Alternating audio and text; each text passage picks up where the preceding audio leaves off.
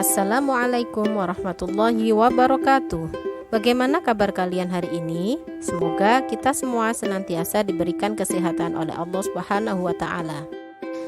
Sebelum kita melanjutkan pembahasan hari ini, coba kalian perhatikan kompetensi dasar serta tujuan pembelajaran kita hari ini. Pada bab sebelumnya, kalian telah mempelajari tentang sel, yakni unit terkecil struktural dan fungsional dari suatu makhluk hidup. Pada organisme bersel banyak, seringkali sel tidak dapat bekerja sendiri. Dia berinteraksi dengan sel-sel lain yang mempunyai fungsi serta bentuk yang sama.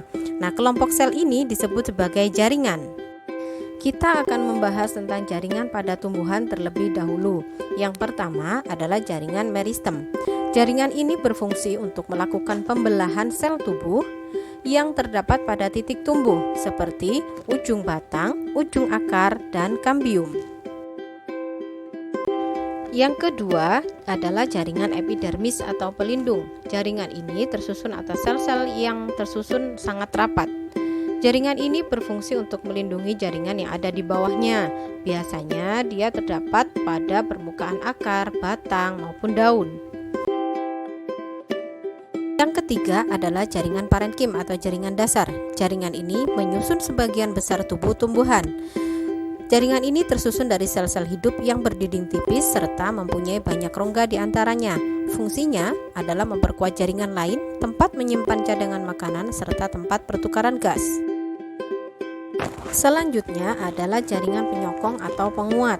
Sesuai dengan namanya, jaringan ini berfungsi sebagai penyokong berdirinya tumbuhan. Jaringan penyokong ada dua macam, yakni jaringan kolenkim dan jaringan sklerenkim. Dan yang kelima adalah jaringan pengangkut. Jaringan pengangkut ada dua macam, yakni jaringan xilem dan jaringan floem.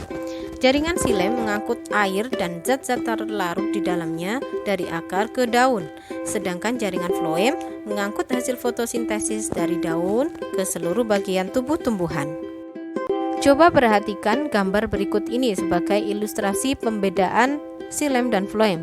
Jaringan xilem memiliki dinding sel yang tebal, kaku, dan mengandung lignin, serta selnya tidak memiliki dinding pembatas. Sedangkan jaringan floem, selnya memiliki dinding pembatas yang berpori.